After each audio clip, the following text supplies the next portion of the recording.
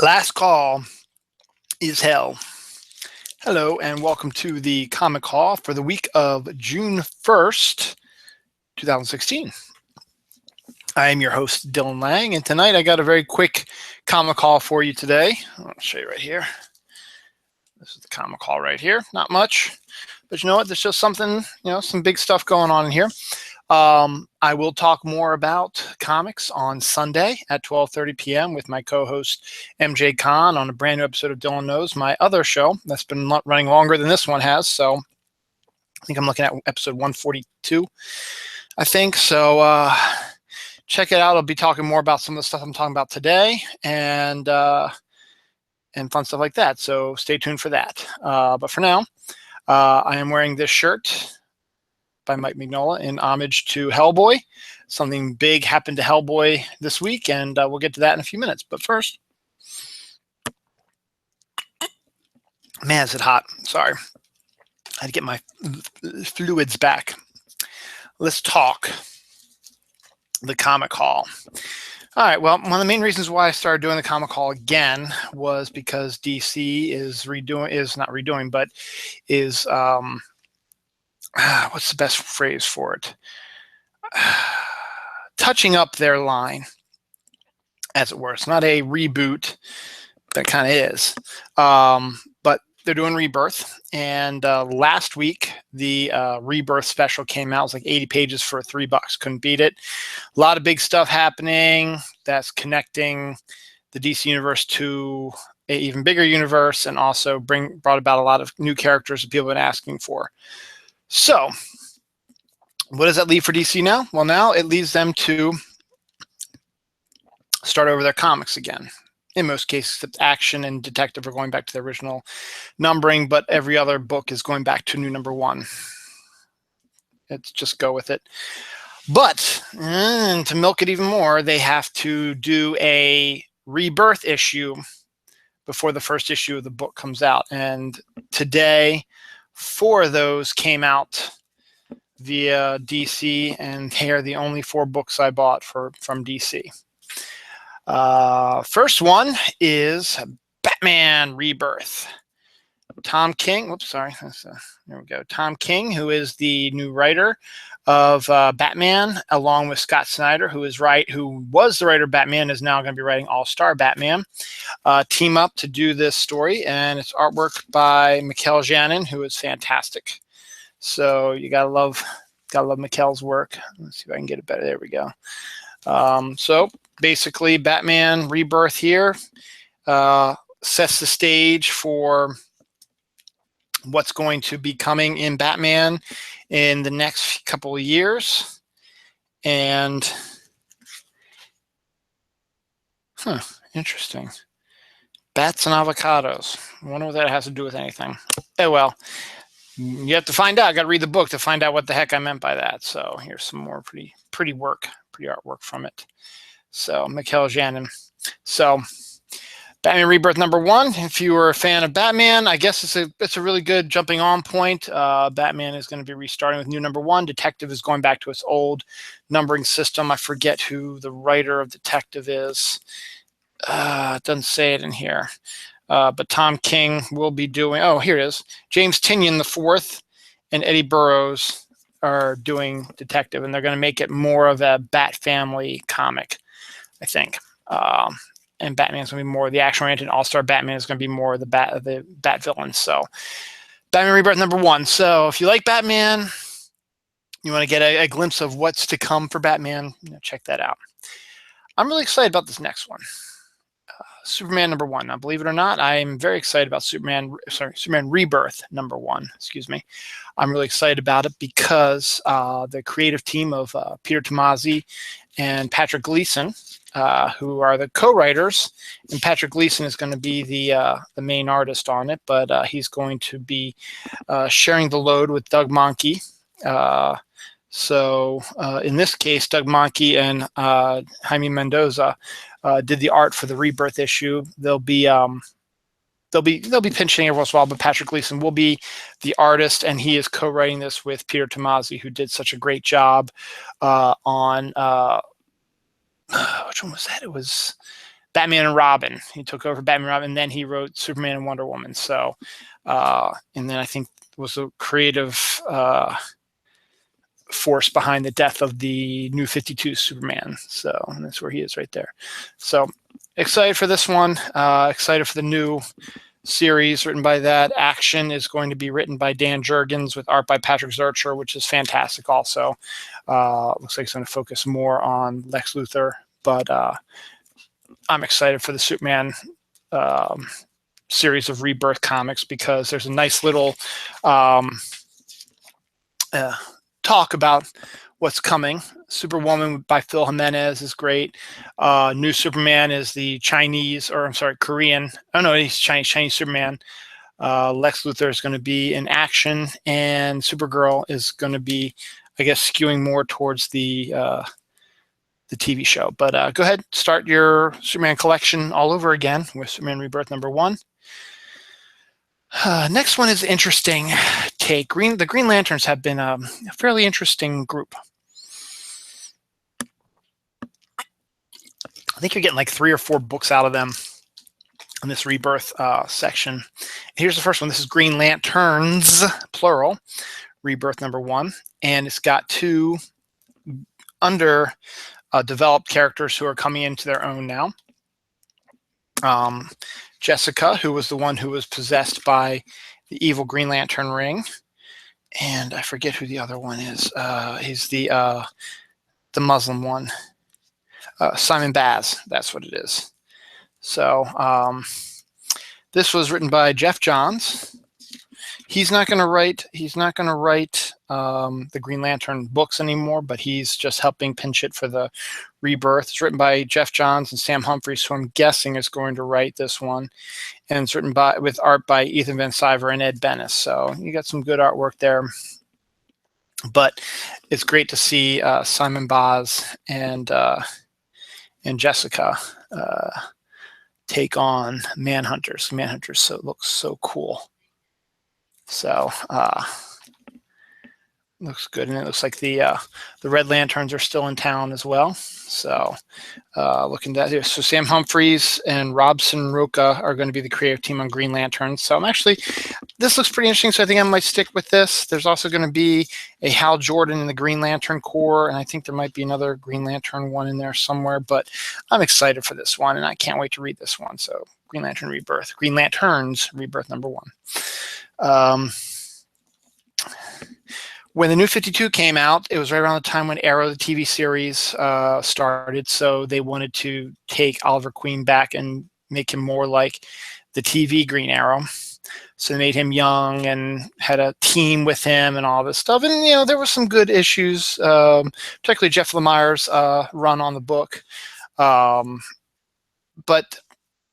I think a lot of people are missing the old dynamic between Oliver and Dinah, the Black Canary, because those two were lovers before New 52 happened, and then they had nothing to do with each other in the New 52. But now I think they're trying to get them back together because Green Arrow Rebirth #1 features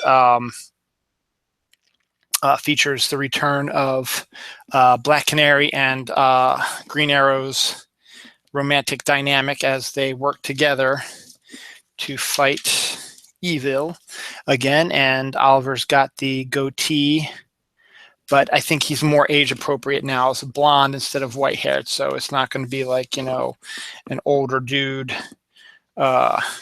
hitting on a younger chick. It's going to be more along the lines of where their ages are supposed to be. So it looks pretty good. The creative team is Benjamin Percy, and art and color by Otto Schmidt. So I know Benjamin Percy is going to be the main writer on the series. I don't know if Schmidt is going to be the artist, but I like what I'm seeing, and you know what? I may as well check it out. And because of the fact that if a lot of these are good, yeah, it is. Benjamin Percy and Otto Schmidt are the regular creative team. If a lot of these are good, I'm going to have to cut down on my on a lot of my comics so I can buy these, since they're coming out bi-weekly also. So there's the return of them. So that's it for the DC Rebirth that came out this week. There's going to probably be more next week, and the week after that, and the week after that, and then the regular series. I think the regular series are also going to start. Maybe even next week, the regular series might start. So.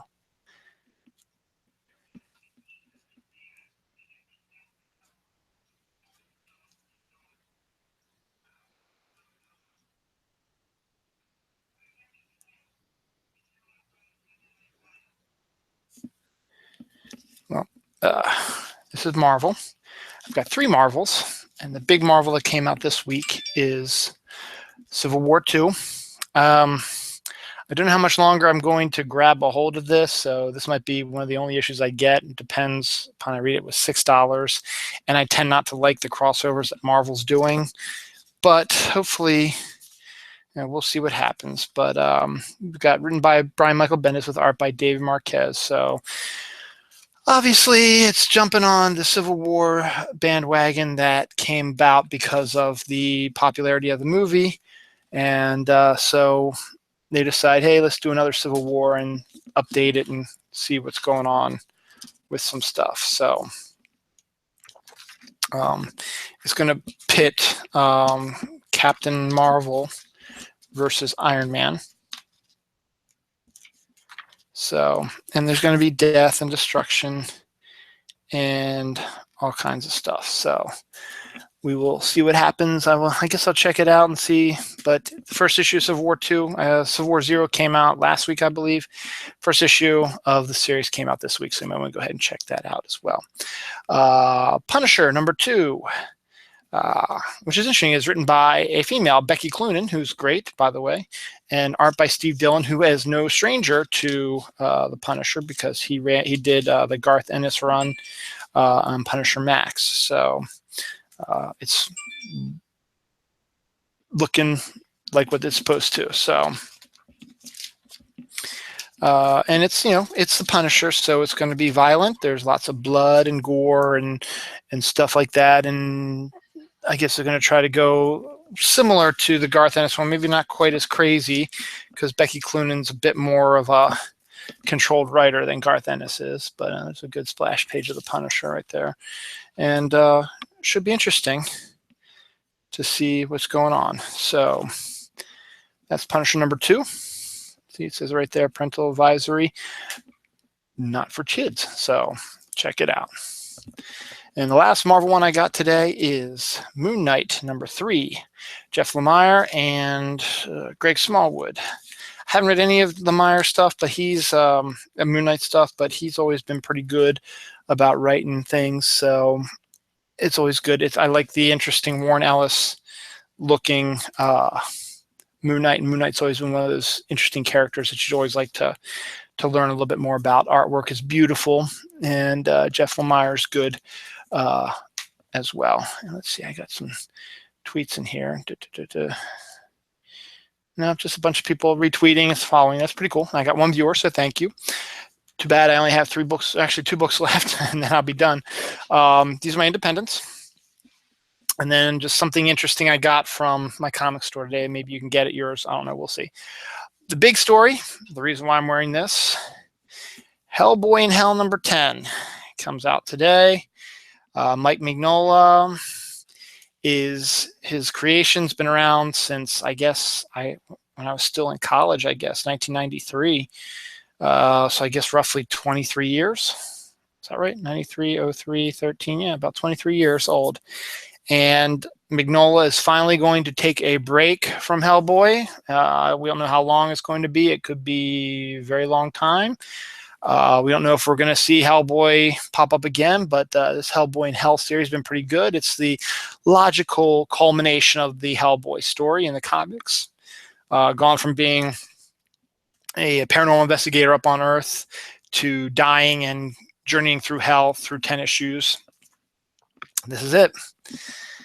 This is the end of the Mike Mignola run on Hellboy for the foreseeable future. Will he return? It's a possibility, but we'll see. But as always, I love Mignola's artwork, and I'll be talking a lot more about this on my show, Dylan Knows, on Sunday with MJ Khan, but just gorgeous dark artwork. Always been a big Mignola fan, and nice ending for Hellboy from what I've seen, and just gorgeous artwork. And it's been an interesting series. It's a little off-putting because I've been reading Hellboy off and on, so a lot of the stuff that they are referencing, I really don't understand. And I guess they might not do a great job of explaining what it is to make it easier for people like me, but regardless, it's beautiful to look at, and it's Mike Mignola, and it's Hellboy, and I love Hellboy, and that's why I'm wearing this shirt. Last but not least, my final comic for this week. Now, I was going to try to get the Spider-Woman Volume 1 trade, but I'm a little low on funds this week. Maybe this weekend my store is having like a 50% off a trade thing, so I might pick it up then. But Spider-Woman trade paperback comes out this week also, so if you've been behind in the Spider-Woman story, you pick up the trade, get caught up on the first 6 issues, and if I can do that, I think number 8 just came out this week also. My store should still have number 7. I should be able to get caught up on Spider-Woman because it looks good. So I'm interested to see that. So we'll pick that up. As I mentioned last week and maybe the week before, because the last couple of weeks I've gotten Manifest Destiny, which is a great independent Image alt history comic, and I'm a history guy, so I love this stuff. There's another one, Aftershock Comic Company, which is really building a name for itself. It's got a lot of really good books out there and a lot more coming. They create a book called Rough Riders, which is similar to the alt history we've been talking about. Also very similar to the League of Extraordinary Gentlemen, but with a different take on it. Not quite as bizarre as that is. It's written by Adam Glass with art by Patrick Olaf. Olaf is a very good go-to artist. There's Teddy Roosevelt, who's a leader, which I love also because Teddy Roosevelt rules. So you got like Annie Oakley and Houdini and Thomas Edison, I think, is in there, and John Henry and stuff like that. It's his Rough Riders. It's his superhero team as they go and solve mysteries, and Tesla might be involved in some form or another. So it just looks gorgeous, and Rasputin looks like he's a bad guy. So getting history again, just nice looking artwork and a good alt history thing.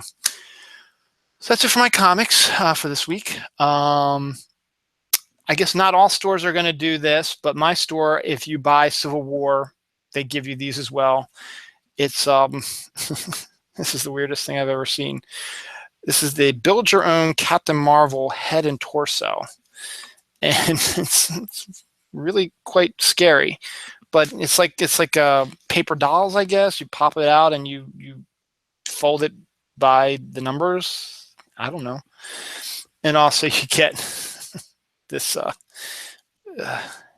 interesting like posters for Civil War II, Captain Marvel versus Iron Man. Put it up in your wall or whatever. So, fun goodies you get from your comic store.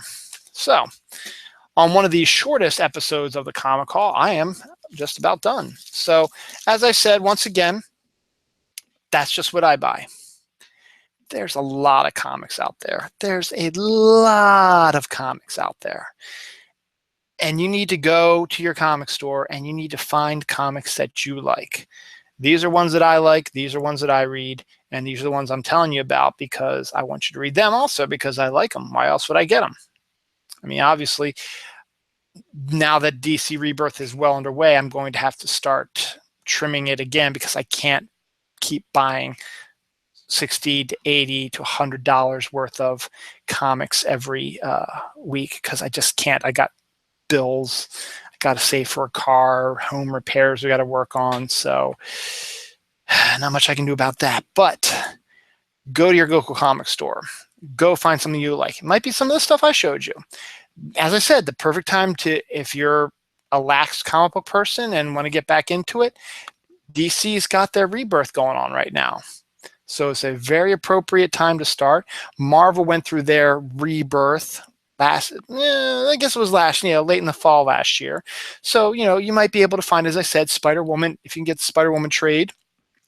She collects like issues 1 through 6, and number 8 just came out, so you can pick up 7 and 8 maybe from your store. You'll get caught up in instant, and not every comic has that trades out yet, but you might find some back issues and might be able to get involved with it. They're still early enough. Issue 7, issues 8, issue 9, not that hard to get caught up on. So now's a pretty good time. If you want to get back into comics, just like I did, I recommend going now.